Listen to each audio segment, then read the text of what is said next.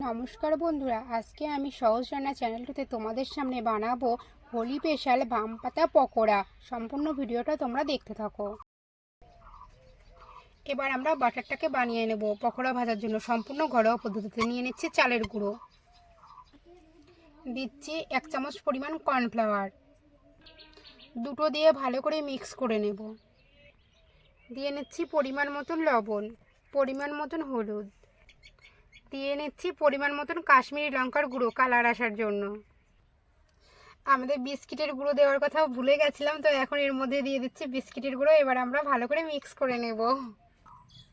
আমাদের বাটারটা রেডি হয়ে গেছে। এবার আমরা বাম পাতাগুলো দিয়ে পকোড়া ভেজে নেব।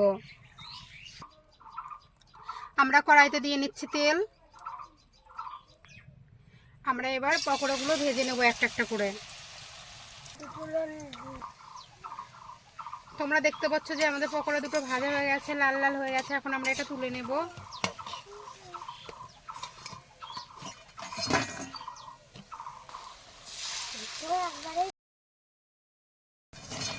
ছিল আমাদের নতুন রেসিপি বাম পাতার পকোড়া হোলি স্পেশাল। নতুন নতুন ভিডিও পাওয়ার জন্য আমার চ্যানেলটাকে সাবস্ক্রাইব করবে।